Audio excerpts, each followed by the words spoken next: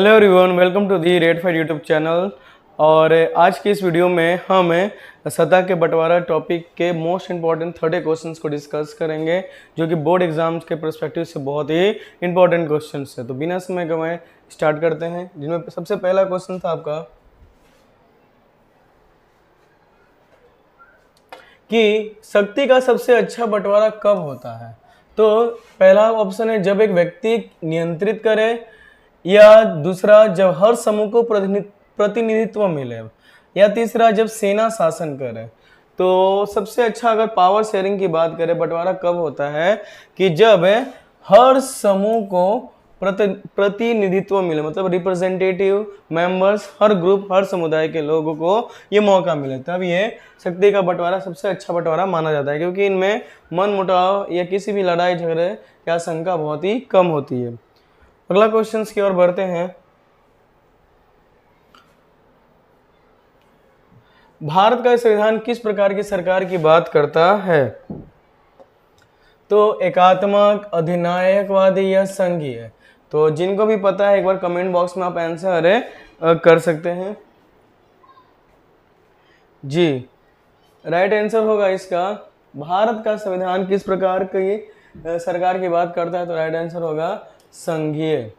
Next है, Belgium में किस समुदाय को बहुमत प्राप्त है। फ्रेंच भाषी, डच भाषी, या फिर जर्मन, तमिल भाषी। बेल्जियम में किस समुदाय को बहुमत प्राप्त है। तो सबसे पहले हम एक एक करके ऑप्शंस को डिस्कस करते हैं। पहले चीज कि क्वेश्चन से आपको कि मेजोरिटी किसकी ज्यादा है, यही ना, बहुमत प्राप्त है मतलब किसकी मेजोरिटी ज्यादा है। तो नो डाउट इसकी आंसर होगा आपका डच भाषी। तो डच भाषी लोगों की मेजोरिटी ज्यादा थी। तमिल तो आपका श्रीलंका में था, तो ऑप्शन सी तो होगा नहीं। नेक्स्ट है आपका, शक्ति बांटने की व्यवस्था में कौन सा कारक नहीं आता। जातीय, धार्मिक या भोजन। कौन सा कारक, कौन सा फैक्टर नहीं आता। तो शक्ति बांटना या तो कास्ट के बेसिस पे होता है, रिलीजन, लेकिन यहाँ पे भोजन का तो कोई लेना देना नहीं है, तो इसलिए 24 का आंसर होगा सी, भोजन। नहीं पूछा है तो नहीं का आंसर होगा, ये नहीं होगा, बाकी जाति या धार्मिक होगा। नेक्स्ट है, श्रीलंका में तमिल कौन से क्षेत्र में बसे हुए हैं।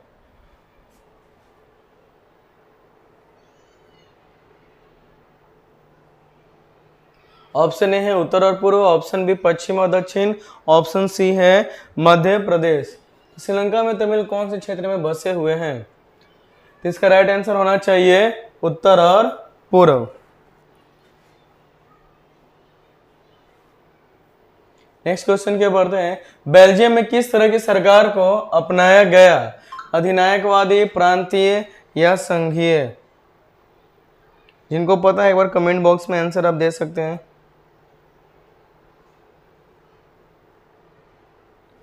तो बेल्जियम में किस तरह की सरकार को अपनाया गया। अधिनायकवादी, प्रांतीय या संघीय।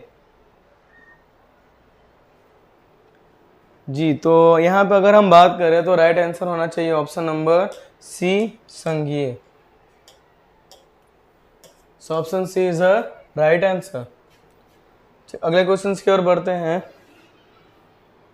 लोकतंत्र में शक्ति का बंटवारा होता है, ऑप्शन एक व्यक्ति में केंद्रित, लोगों के बीच या सैनिकों में। लोकतंत्र में शक्ति का बंटवारा होता है व्यक्ति में केंद्रित, लोगों के बीच या सैनिकों में। जिनको सही आंसर पता है सही जवाब दीजिए। जी, राइट आंसर है ऑप्शन नंबर बी, लोगों के बीच। वीडियो के एंड में सभी के आंसर्स को देखा जाएगा। नेक्स्ट क्वेश्चन, शासन का ऐसा स्वरूप जो सभी समूहों को प्रतिनिधित्व दे, वो क्या कहलाता है। क्या वो तानाशाही कहलाएगा, या बहुसंख्यावाद, या शक्ति साझेदारी। तो नो डाउट बहुत इजी क्वेश्चन है, एक बार कमेंट बॉक्स में बताइए 28 का आंसर क्या होना चाहिए।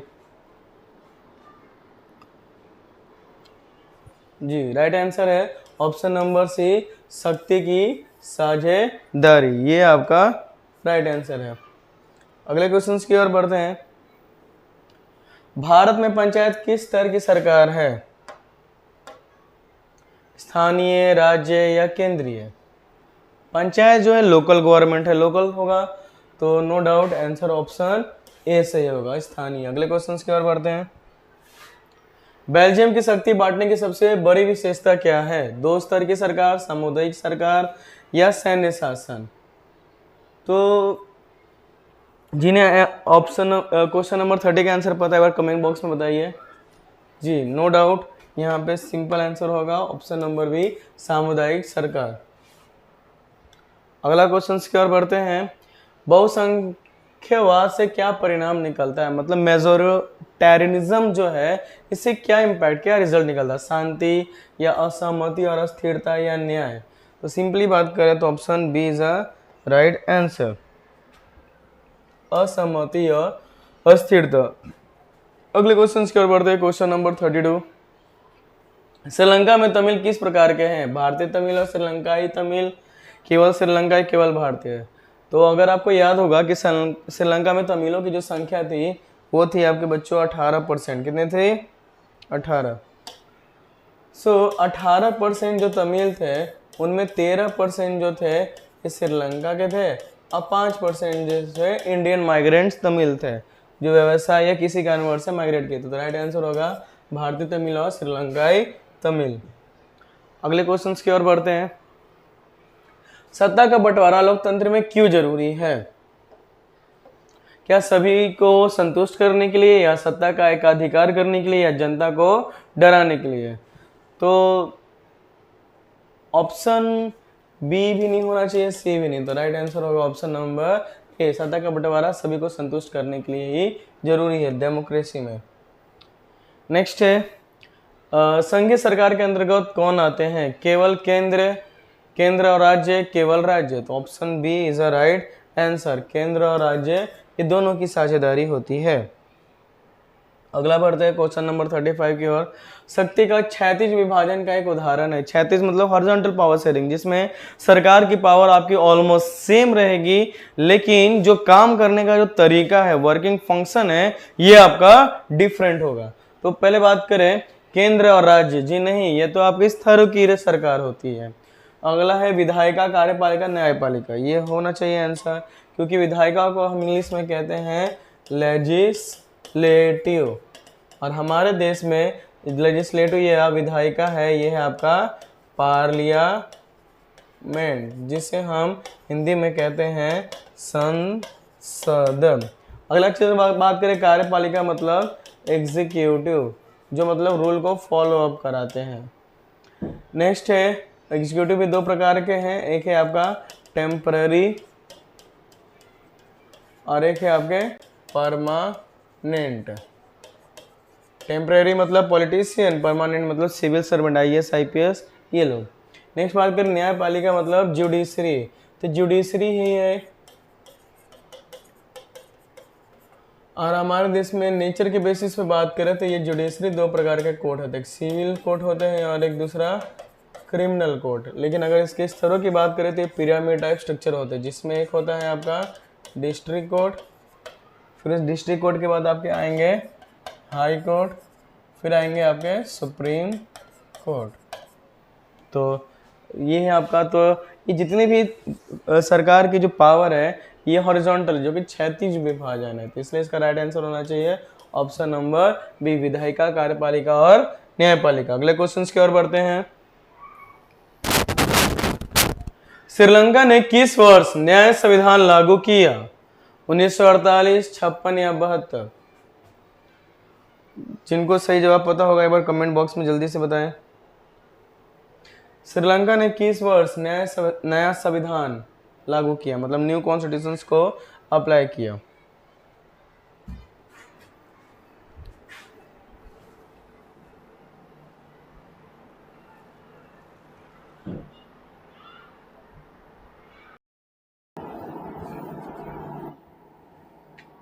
जी जिन्हें सही जवाब पता होगा, यस राइट आंसर होगा 1956 में, जहां पे सिर्फ सिन्हाला लोगों को ही प्रायोरिटी दिया गया था, प्राथमिकता दिया था, बाकी दूसरे धर्मों को एलिनेटेड फील कराया जाता, लोगों को सबसे अलग लग रहा था कि देश के नागरिकों के भी सरकार उनके बारे में नहीं सोच रही, इसलिए उनको एलिनेटेड मतलब जैसे बहुत ही अलग या यूनिक टाइप्स की फिल्म उनको आ रही थी। नेक्स्ट में भारत में न्यायपालिका किस स्तर पर कार्य करती है? क्या ये न्यायपालिका की बात करें जुडिशरी, स्थानीय, केंद्रीय या पंचायत? भारत में न्यायपालिका किस स्तर पर कार्य करती है? जिनको सही जवाब होगा जल्दी बताएं। भारत में न्यायपालिका है आपका तीनों लेवल पे होता है। अगर हम बात करें तो सिर्फ सेंट्रल लेवल पे नहीं है, क्योंकि केंद्र सरकार के अंतर्गत में पंचायत में नहीं। नेक्स्ट स्थानीय मतलब लोकल गवर्नमेंट, स्थानीय में डिस्ट्रिक्ट कोर्ट आ जाएंगे आपके, उसके सब ऑर्डिनेंस कोर्ट। तो राइट आंसर होगा option number A. Next question की ओर बढ़ते हैं। सत्ता का बंटवारा किसे सुनिश्चित करता है? एकाधिकार को, तानाशाही को, लोकतंत्र को? तीन ऑप्शन से जल्दी बताएं, इसका राइट आंसर क्या होना चाहिए? सत्ता का बंटवारा किसे सुनिश्चित करता है? एकाधिकार मतलब सिर्फ या तो प्रेसिडेंट ही रूल करेगा पूरी कंट्री का, यूनिटरी फॉर्म ऑफ गवर्नमेंट जिसको कहते हैं हम लोग, तानाशाही मतलब डिक्टेटरशिप, या लोकतंत्र मतलब डेमोक्रेसी। सत्ता का बंटवारा जनरली आपके डेमोक्रेसी, लोकतंत्र को देखने को मिलता है।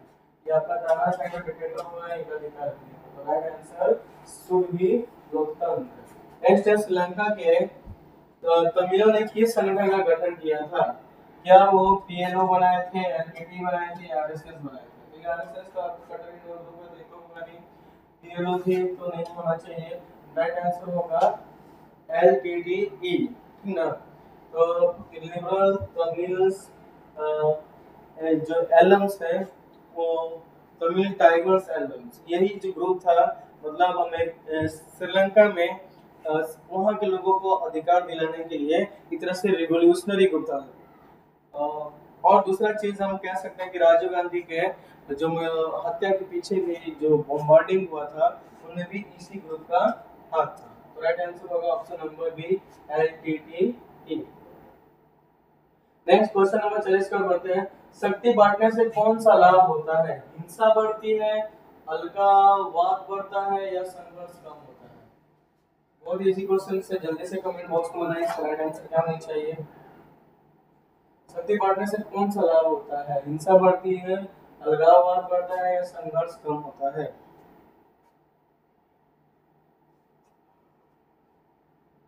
तो क्वेश्चन नंबर 40 का संघर्ष, उनके बीच में किसी भी प्रकार की जो कॉन्फ्लिक्ट होती है वो आपको कम देखने को मिलती है। तो राइट आंसर होगा ऑप्शन नंबर सी।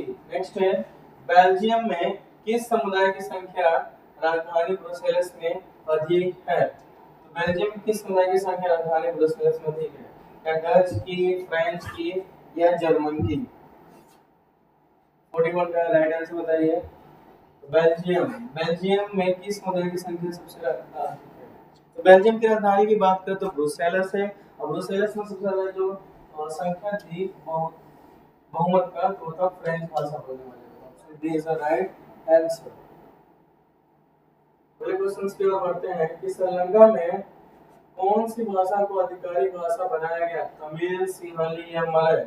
1956 में जो एक्ट लाया गया था उसके तहत आधिकारिक भाषा के रूप में जो सिंहली भाषा था इसको बनाया गया था। 42 का आपका बी आंसर होगा, सिंहली। इससे संविधान के अनुसार सत्ता का विभाजन क्यों किया जाता है?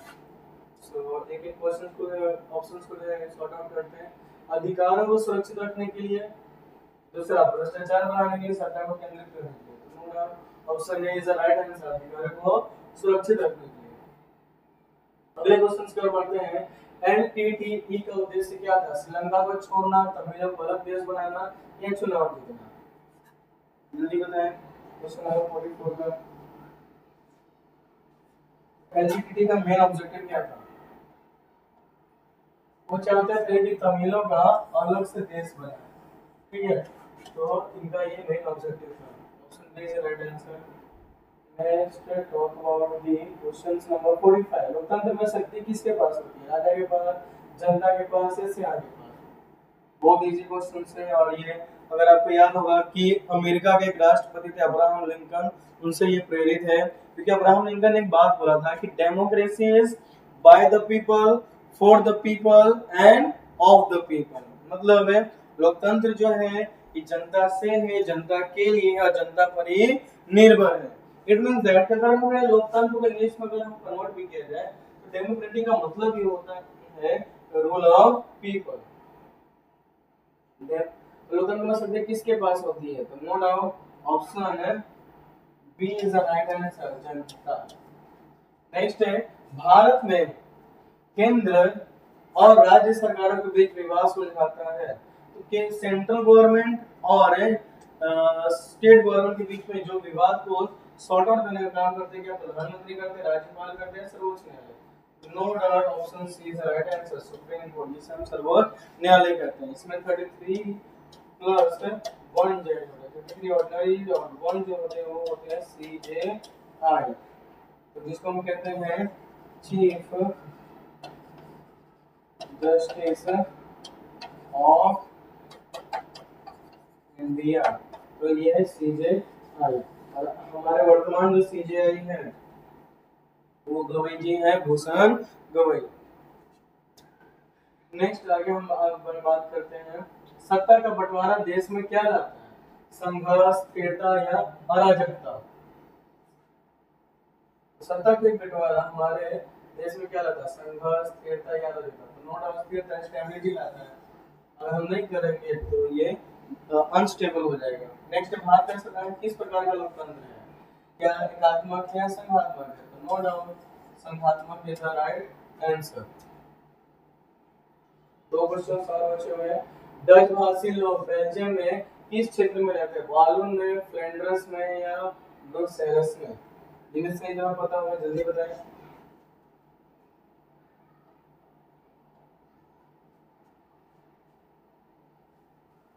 सो राइट आंसर होगा फ्लैंडर्स में। यहाँ पे डच भाषी बोलने लोग ज्यादा रहते हैं। Last question but not the least, शक्ति का बंटवारा लोकतंत्र में किस सिद्धांत पर आधारित है? केंद्रीकरण, बहुसंख्यात्मक या जन भागीदारी? शक्ति का बंटवारा लोकतंत्र में आपके किस पर निर्भर है? तो ये निर्भर है आपके जन भागीदारी पर। इसी के साथ हम हमारा ऑलमोस्ट 30 क्वेश्चन हो गए। सो आई होप आपको ये वीडियो इन्फॉर्मेटिव लगा होगा। इस वीडियो में आपको कहीं भी अगर कुछ लगता है कि करेक्शन होनी चाहिए तो आप कमेंट बॉक्स में एक बार जरूर मेंशन कर सकते हैं, इस पर गौर किया जाएगा। और जिन्हें जो आंसर पता है आप क्वेश्चन नंबर के साथ मार्क कीजिए। तो ऐसे ही इन्फॉर्मेटिव वीडियो हम अगले वीडियो के साथ लेकर आएंगे, और अपने सभी दोस्तों के साथ भी इस वीडियो को शेयर करें जो भी आपके 10वीं बोर्ड की तैयारी कर रहे हैं। सो इसी वाले के साथ विराम लेते हैं। जय हिंद।